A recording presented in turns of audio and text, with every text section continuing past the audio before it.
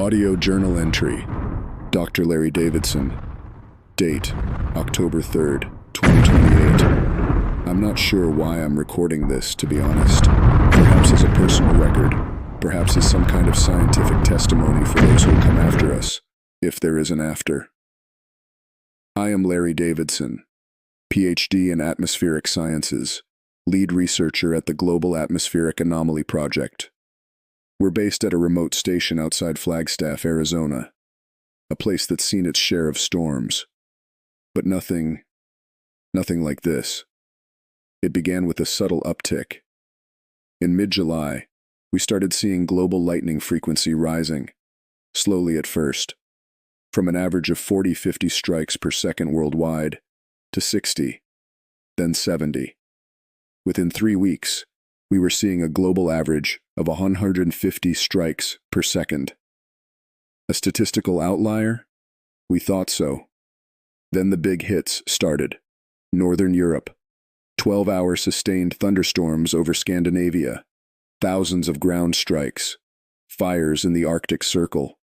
Florida, 2 nights of continuous electrical discharge over the Everglades, bioluminescent algae reacting in the swamps like ghost lights. Even here in Arizona, dry season, forked lightning stitching the desert sky from horizon to horizon. We had no solar flare, no CME, no tectonic shift. But cosmic radiation readings from the Pierre Auger Observatory in Argentina showed a 19% spike in high-energy particles, consistent, global, unexplained. That's when the term overcharge entered our internal reports. The upper atmosphere was becoming super-ionized, and the lightning was no longer following normal patterns. I remember standing outside the station at 2 a.m., watching a sideways bolt crawl across the stratosphere for over 300 kilometers, silent, luminous, indifferent to gravity. We are entering unknown territory. I can feel it in the air. Literally. The hairs on my arms rise in rooms shielded with lead lining. Something primal is waking in the sky, and we are woefully unprepared. Audio journal entry. Dr. Larry Davidson. Date, October 10th, 2028. 7 days. That's all it took for the global strike rate to double again. We're now clocking 300 to 400 strikes per second. A permanent electric hum is emerging, low, omnipresent, like the planet itself is vibrating with static. Reports are flowing in. Entire swaths of the Amazon now too dangerous to enter. Towering storm systems locked in place for days at a time. Satellite footage shows a strange phenomenon. Persistent webbed lightning connecting storm cells across hundreds of kilometers. This is not isolated convection anymore. It is structured. We are seeing what look like giant, self-organizing electrical networks, veins of light crawling through the sky. And here on the ground, our instruments are showing spikes in ground potential gradients, tenfold normal levels. People report shocks from metal objects, strange blue corona glows along fences, hair standing upright in sealed rooms. More concerning, high-altitude balloon sensors reveal that cosmic ray counts are climbing further, suggesting this is not a passing event. Something has changed in the Earth's upper atmosphere permanently, or perhaps something external has reached us. Some theorize we may be passing through an unknown cosmic particle stream. Others suggest a subtle shift in the heliosphere is allowing galactic cosmic rays to flood inward. We don't know, but the sky grows angrier each night, and I hear the deep cracks of sky-wide discharges even as I speak. It's building a grid above us, a living, hungry web. Audio journal entry. Dr. Larry Davidson. Date, October 17th, 2028. We no longer call them storms. The word is insufficient now. They are filament zones. That's the term being used by meteorologists and physicists alike, because the old models simply can't keep up. Over the past week, my team and I have been monitoring what appears to be an entirely new class of atmospheric structure. Instead of discrete storm cells, we're seeing sprawling filament networks, thin, coherent, sometimes kilometers wide, stretching across vast regions of sky. Some filaments stay suspended for hours, continuously discharging. Others pulse with rhythmic electrical bursts, traveling from one storm system to another like signals across a circuit. Satellite imagery from the ISS shows the phenomenon most clearly. Great looping tendrils of electrical current weaving through the mesosphere. To see it, raw, immense, living light stitched into the planet's breathless upper skin. Even here, grounded at the Flagstaff station, we're inside one of these zones now. For the last 3 days, we've endured near-continuous flashes. Every metal surface inside the lab hums faintly. We dare not venture far. Our drone scout was destroyed in a blinding upward discharge within minutes. More troubling, we've begun detecting ultra-low-frequency electromagnetic pulses preceding major filament activations. They are not random. They are not noise. Something, some unknown driver, appears to be coordinating these bursts, and no one knows from where. Theories are rampant. A resonance cascade in the ionosphere, the Earth's magnetic field coupling with cosmic particle streams, or an emergent atmospheric phase change, lightning becoming self-organizing, an energy-seeking lattice. Whatever the cause, our weather is no longer random. It is patterned, connected, and alive with charge, and the land beneath it is changing fast.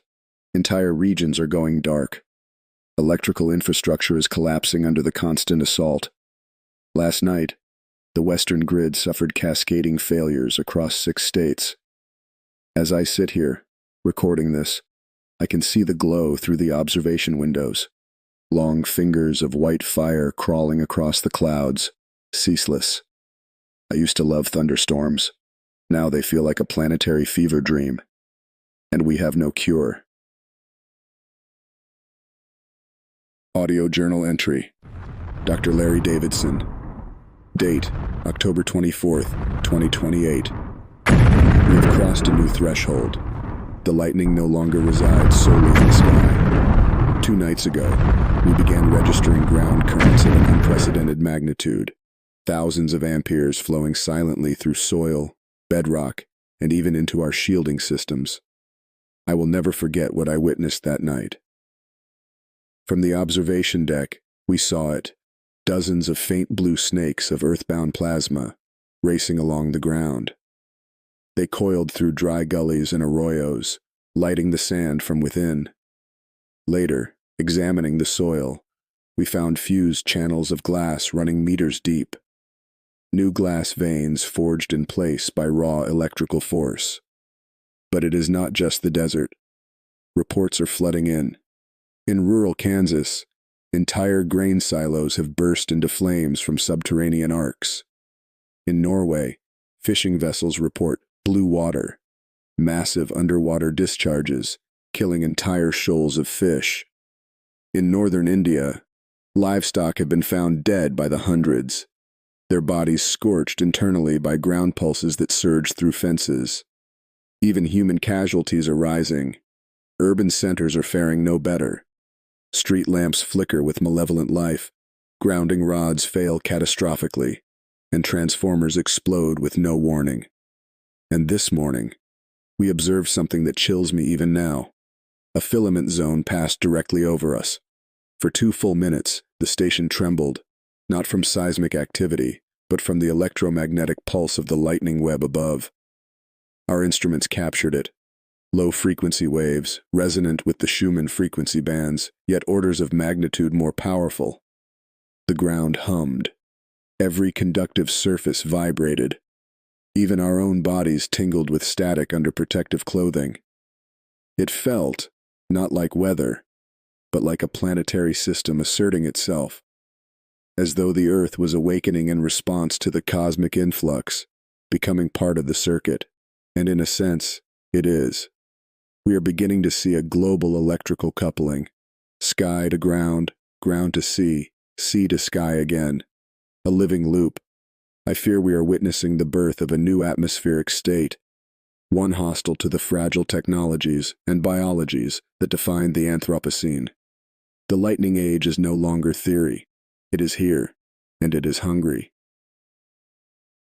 Audio journal entry.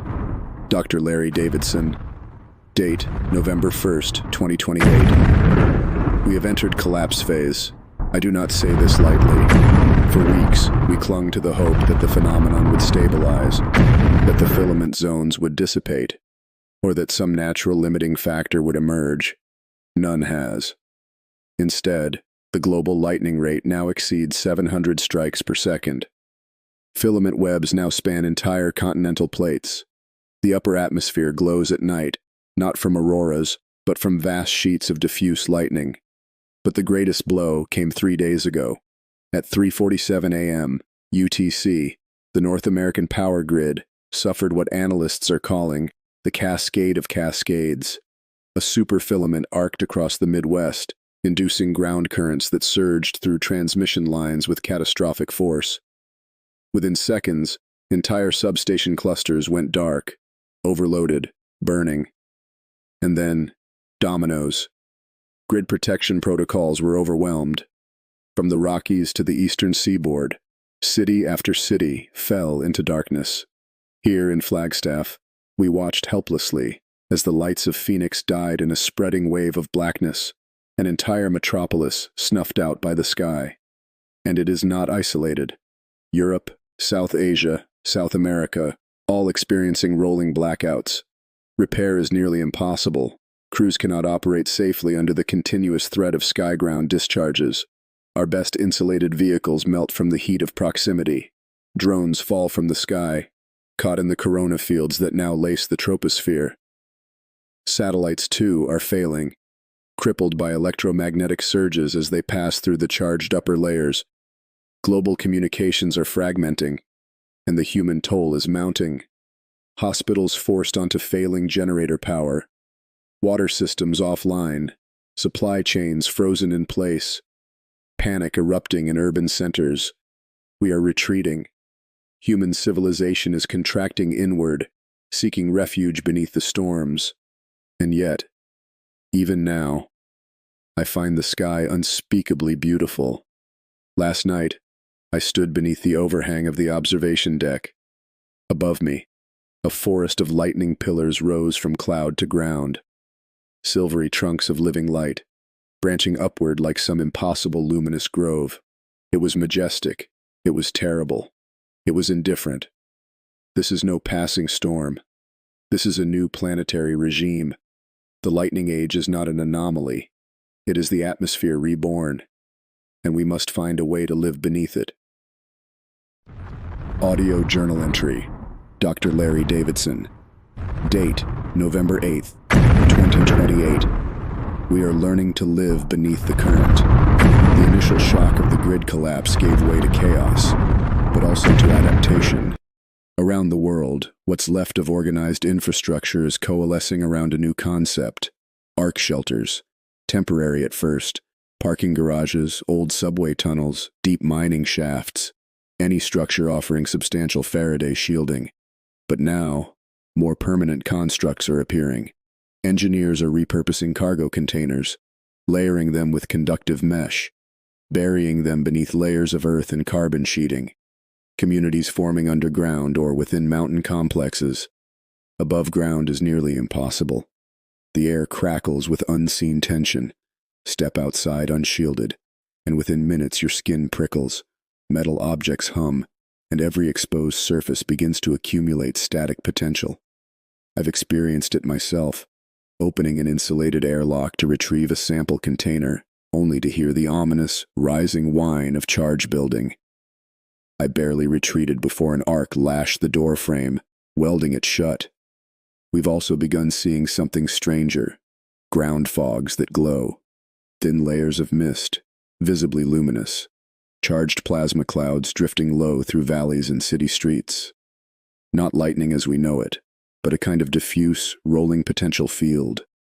Our instruments register wildly unstable voltages within these fogs. Survivors caught within them have suffered burns, not from heat, but from the direct passage of current through skin and muscle. And still the lightning density increases. The global rate now approaches 1,000 strikes per second, an unthinkable figure mere months ago. Satellite relays are near collapse. Only heavily shielded deep-sea cables remain somewhat reliable for long-distance communication. Ironically, it is the oldest technology, telegraph wires, Morse relays, that offer the most resilience, a regression born of necessity. And here, in the Flagstaff Ark Shelter, life contracts further. We ration power.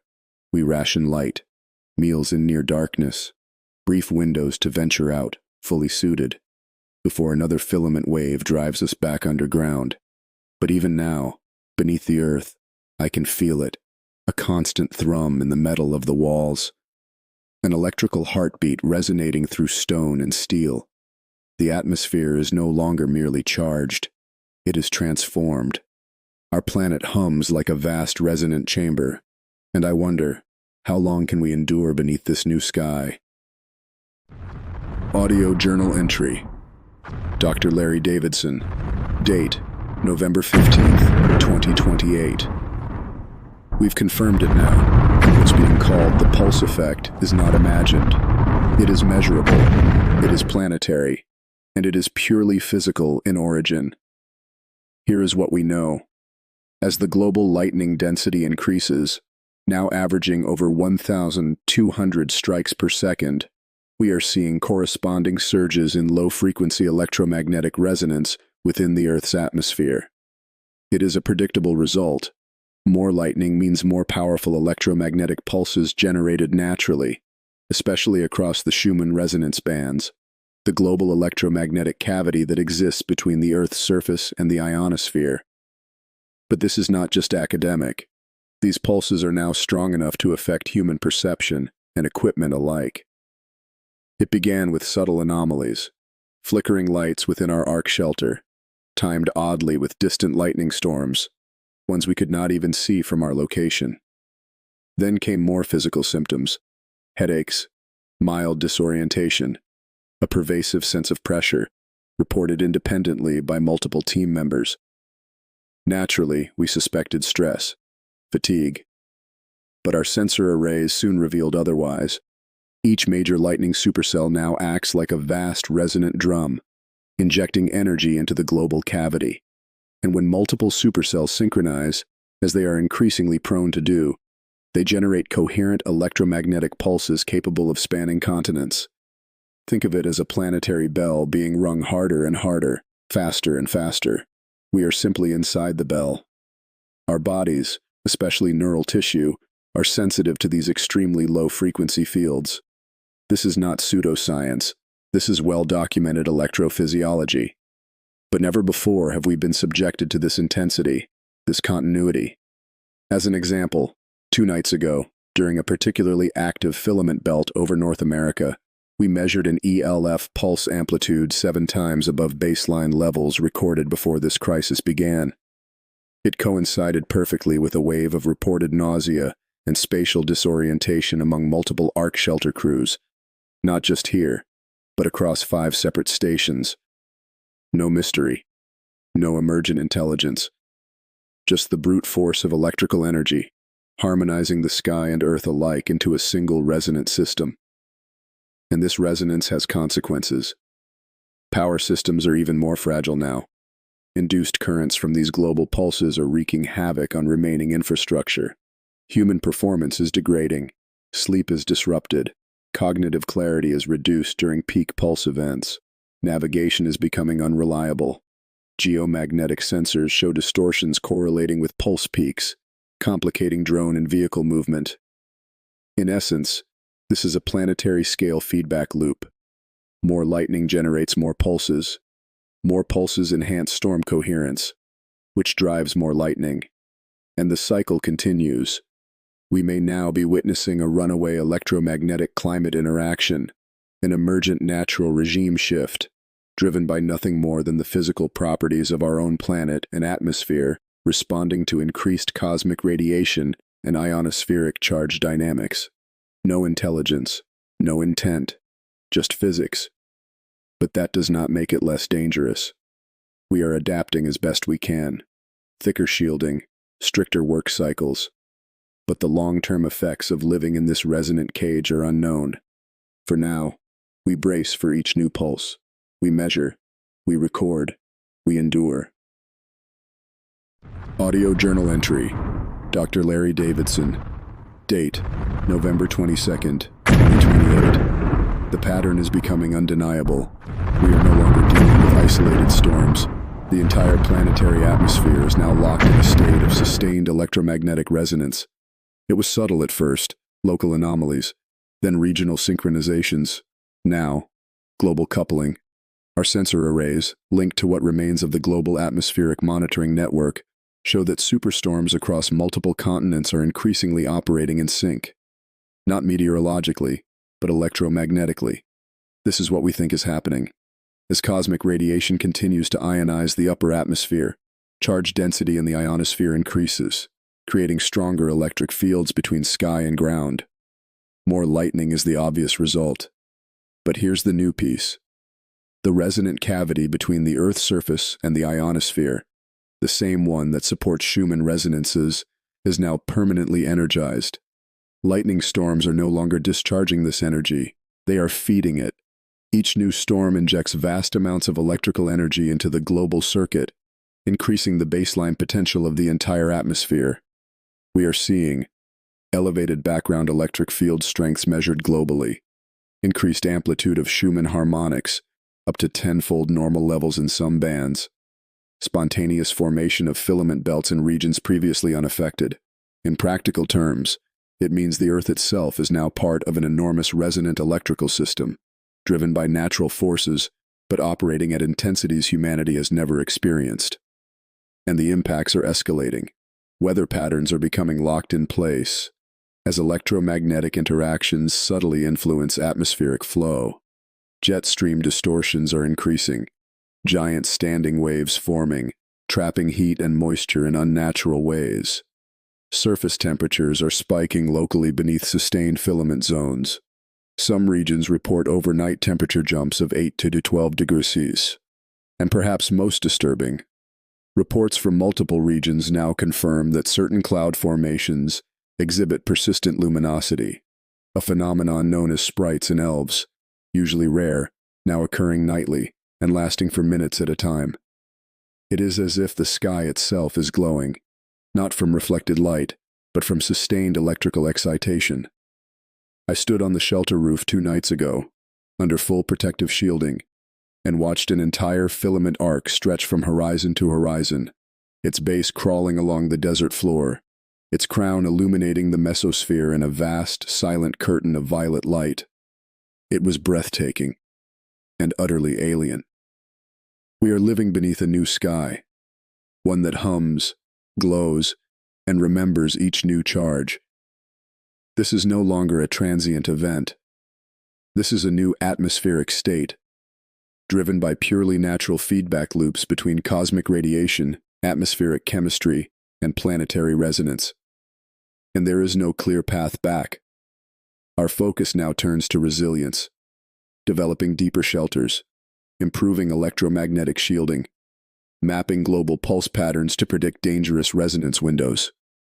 But even as we adapt, one truth grows clearer with each passing day. The atmosphere has evolved, and we must evolve with it, or perish beneath its electric breath.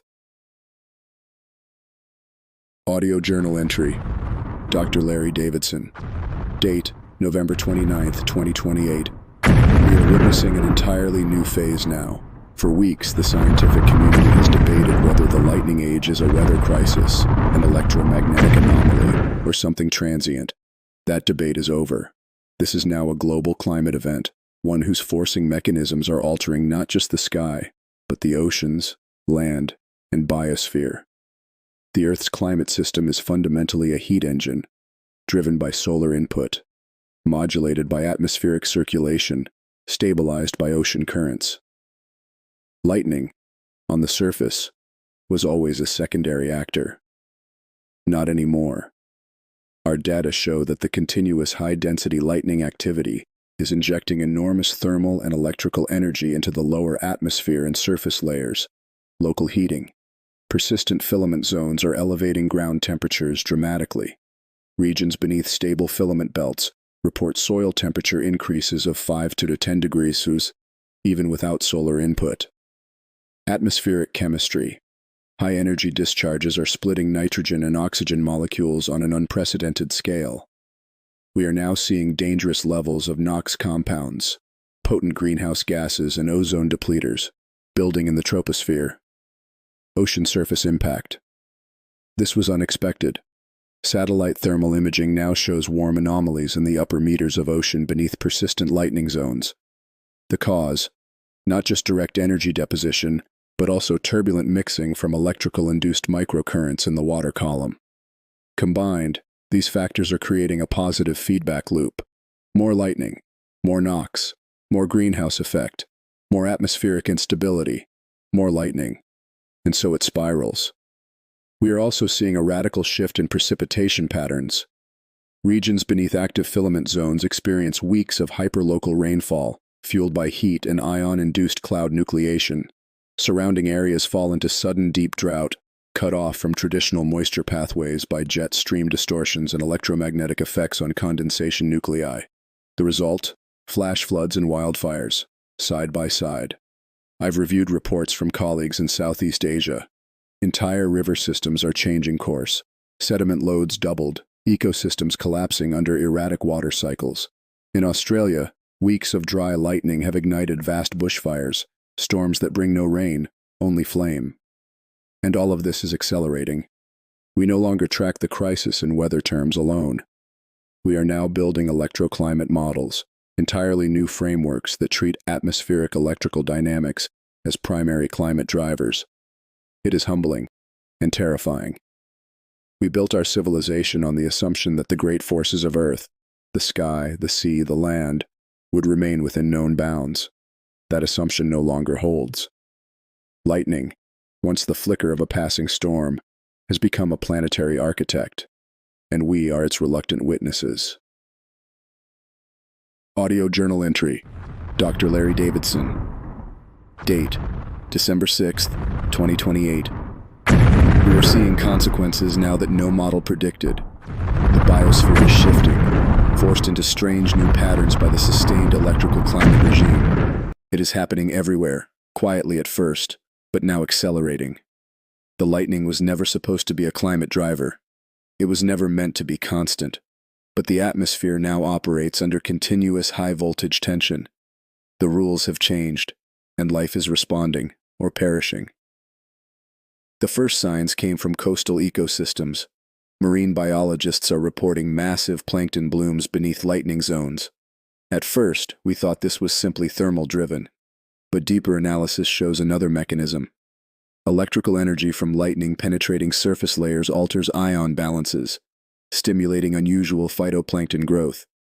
Some species are thriving unnaturally, others are dying off, unadapted to the changed chemistry. This cascades upward. Fish migrations are in chaos, feeding patterns broken, entire coastal food webs are destabilizing. On land, reports from around the world converge on strange commonalities. Bird migrations have fractured. Long-distance species refuse to cross filament zones. Navigation disrupted, possibly due to geomagnetic distortions induced by continuous electromagnetic pulses. Insects are exploding in some regions, collapsing in others. Electrical fields influence insect behavior. Some swarms have grown tenfold where resonant fields are strongest, devastating crops. Large mammals are moving. Entire herds abandoning traditional ranges, even across protected reserves. Some species seem to sense the electromagnetic stress, behavior we are only beginning to study. And beneath it all, vegetation is shifting. Agronomists report accelerated stress in staple crops, stunted growth beneath filament-heavy skies, disrupted pollination cycles, increased vulnerability to disease, possibly linked to changes in atmospheric ionization affecting plant immune responses. Meanwhile, fast-growing, opportunistic species, both native and invasive, are expanding into new territories. The landscape is being rewritten in real time. We are also seeing strange morphological responses. Trees with fused leaves, ion burn scars marking entire forests, fungal blooms in new regions, feeding off decaying root systems weakened by electrical stress. The system is moving toward a new equilibrium, one we can barely predict. In private discussions, a term is gaining traction among field ecologists: electrobiome shift, a new selective pressure, favoring species that can tolerate, exploit, or avoid chronic electromagnetic stress. And it raises an uncomfortable question: how well will we adapt? Humans are creatures of narrow tolerance. We evolved beneath stable skies. We built civilization beneath predictable seasons. Now, the atmosphere hums with unseen force, and life scrambles to find new balance beneath its relentless pulse. I do not know what future ecosystems will look like, but I know this: the age of lightning is not just reshaping clouds and currents. It is rewriting the very tapestry of life on this planet, and we have only begun to see its ink. Audio journal entry. Dr. Larry Davidson. Date: December 13th, 2028. Society is fragmenting, no longer gradually, but visibly. The lightning age has driven humanity inward, downward, into whatever shielded spaces remain. Cities are collapsing, not from lack of will, but from infrastructure failure and unlivable conditions. Electricity networks are too unstable. Water systems are failing where pumps cannot operate under continuous power surges. Supply chains have unraveled, transportation impossible across lightning-choked regions, and the sky is no longer a passing threat. It is a ceaseless predator. Lightning rates now hover at 1,400 strikes per second globally. Filament zones last for days, sometimes weeks, entire regions locked beneath glowing webs of electric fire. The response is stark. Rural zones are being abandoned. Villages, towns, left to the storms. Roads melted by ground arcs. Fields lost to ionized rainfall and fire. Urban centers, those that can, are retreating underground. Subway systems, mines, military bunkers, all converted into permanent shelters. The term arc shelter has become obsolete. Now, they are simply habitation zones. Here in Flagstaff, our shelter has nearly doubled in population. Scientists, civilians, government liaisons, driven down from the failing surface. It is a claustrophobic life. Shift cycles, strict resource rationing, days spent beneath layers of shielding, watching storm reports and filament forecasts. Above ground, the landscape is eerie beyond words. Teams venturing topside in hardened suits report. Streets coated with metallic dust.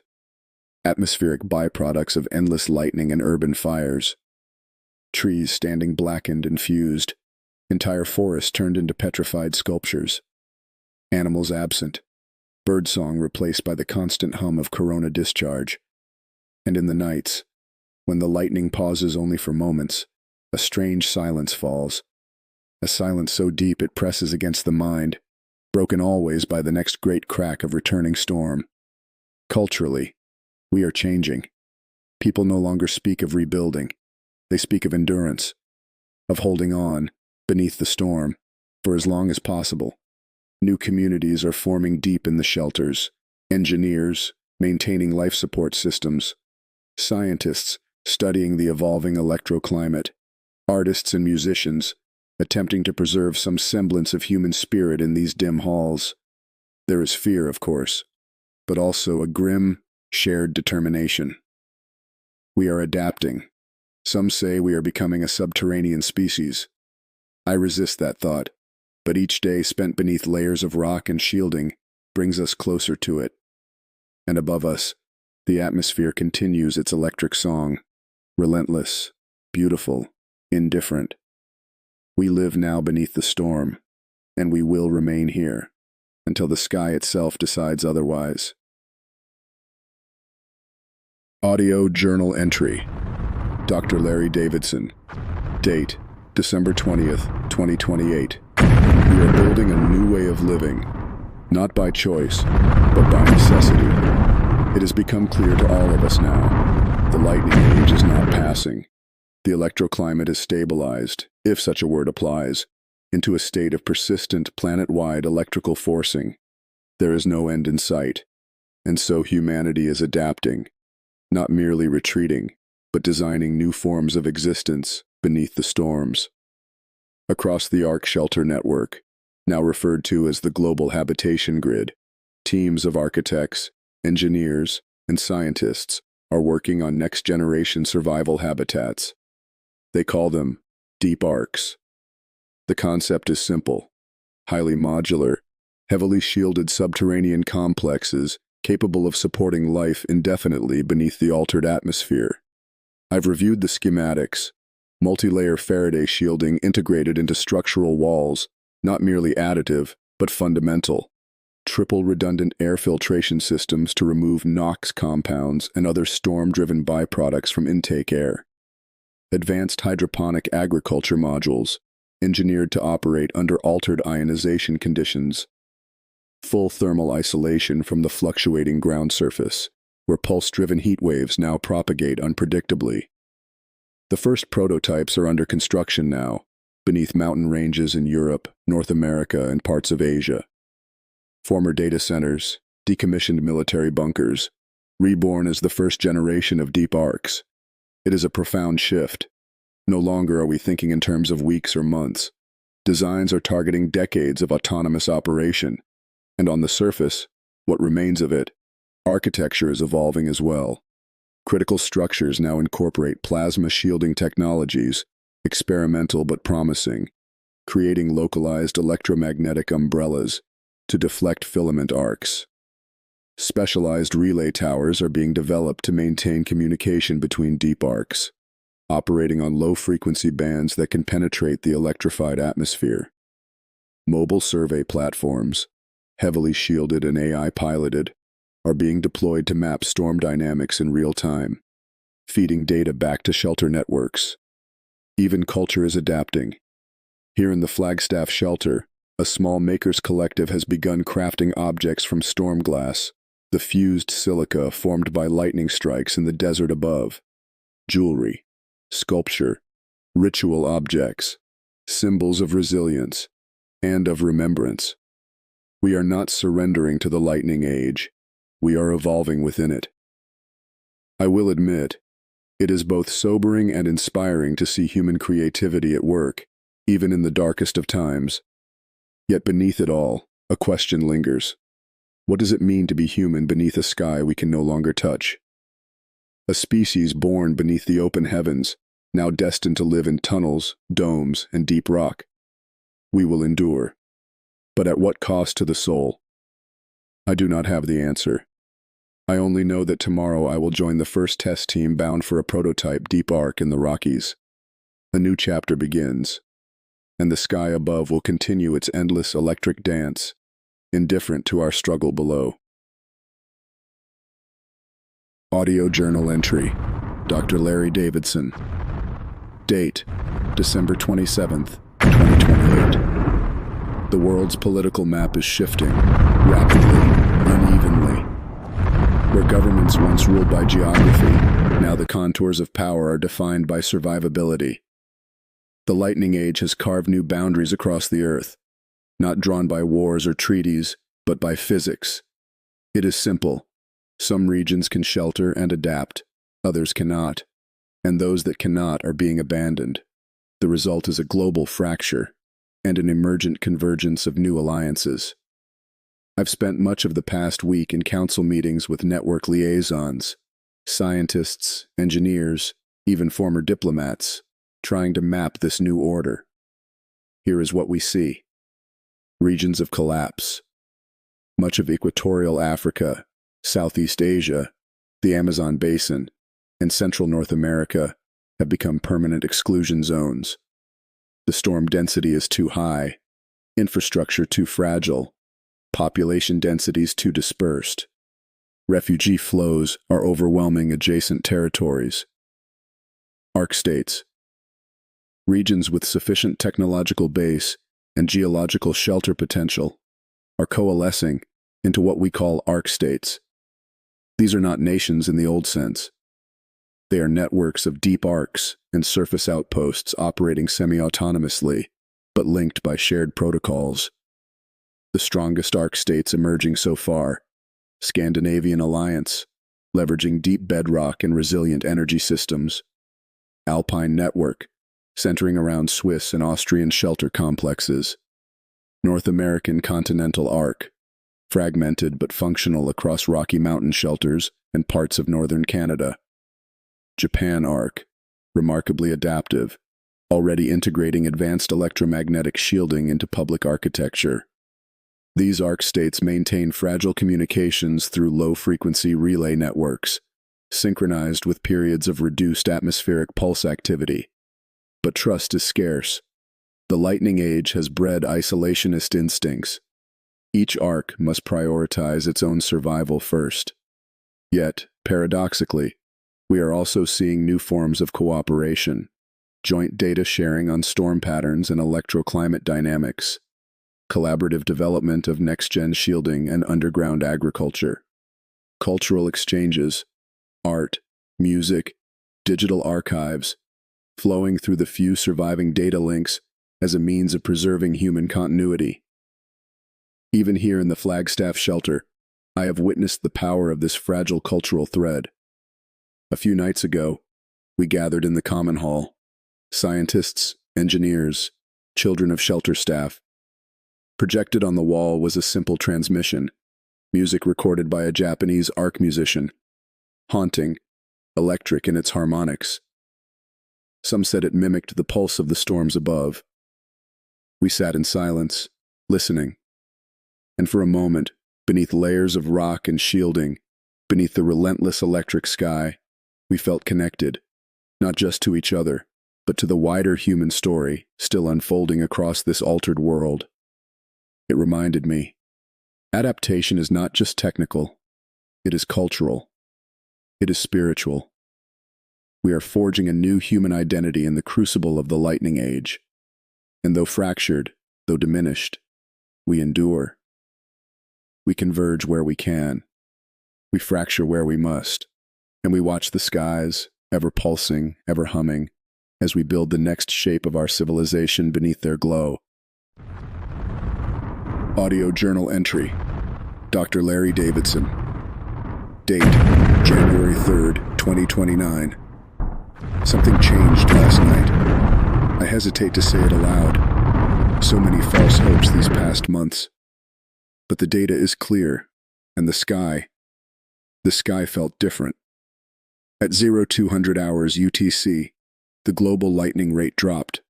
Not collapsed, but dipped, for the first time in weeks, below 1,100 strikes per second. For nearly 6 continuous hours, the rate remained suppressed. Steady oscillations instead of the violent spikes we had come to expect. It was subtle, yet profound. Surface sensors showed a corresponding decrease in ground current fluctuations. Atmospheric electric field strength, still elevated, showed a brief phase of stabilization.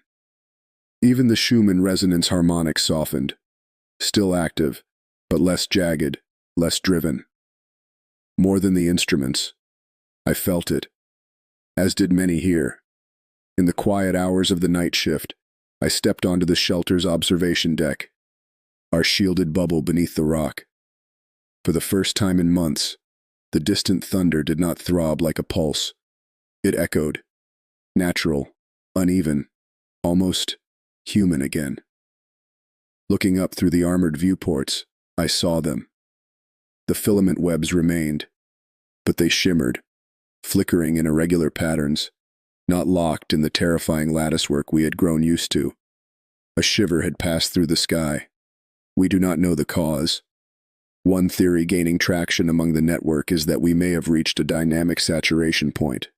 The atmosphere can only hold so much electrical potential. The continuous charge-discharge cycle may be driving natural dampening mechanisms, changes in ion composition, atmospheric chemistry, or upper layer dynamics. In other words, the planet itself may be seeking a new equilibrium, not a return to the old. Those days are gone. But perhaps a less violent, less destructive steady state. Yet we must be cautious. Similar dips occurred briefly early in the crisis, only to be followed by renewed escalation. Still, this is the longest, most coherent drop we have observed.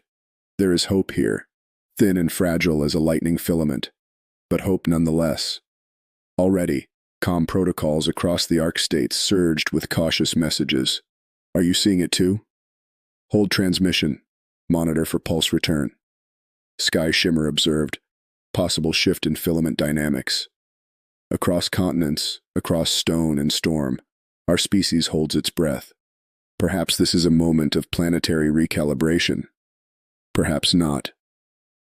But standing beneath that less violent sky, I remembered something we had nearly lost. The power of uncertainty, not as fear, but as possibility. The lightning age has rewritten our world. But perhaps the Earth still holds the capacity for change, for balance, even in this new electric epoch. We will watch, we will wait, we will measure, and we will hope. Audio journal entry. Dr. Larry Davidson.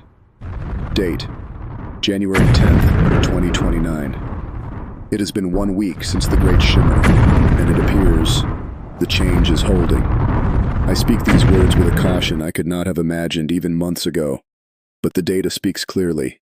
The storm has eased, transformed. The global lightning rate now hovers steadily around 1,000 strikes per second, still immense by pre-crisis standards, but a marked and sustained reduction. Filament zones have fractured into smaller, more mobile networks. Pulse events remain, but are softer, irregular, less resonant.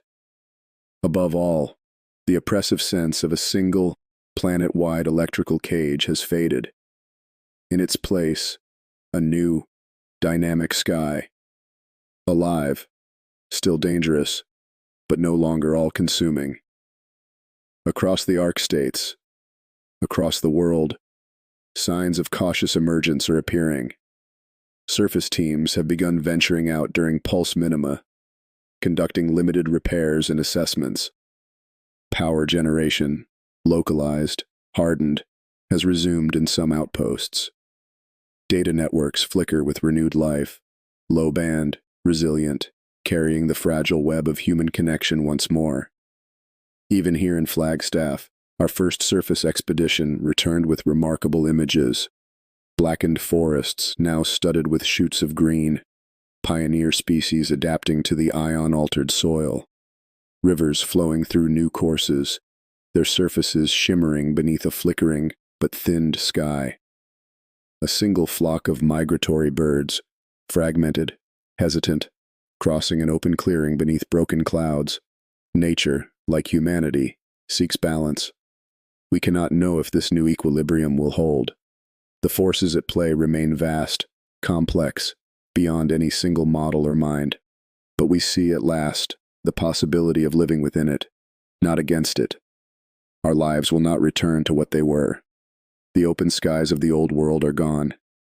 We will remain a species of deep shelters, of shielded habitats, of careful steps beneath the electric breath of our planet.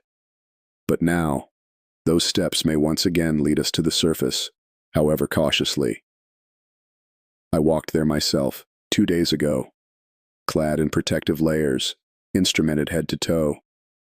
And for a fleeting moment, I stood beneath a sky of pale blue, a single shaft of sunlight breaking through the shimmer.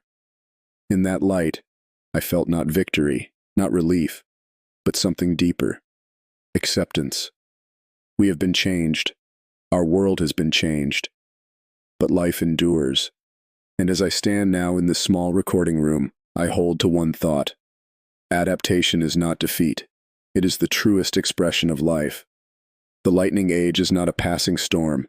It is the new sky, and beneath it, we will shape new stories, forge new hopes, and remember that even the fiercest forces of nature can be met, not with fear alone, but with resilience, with wonder, and with the enduring light of human will.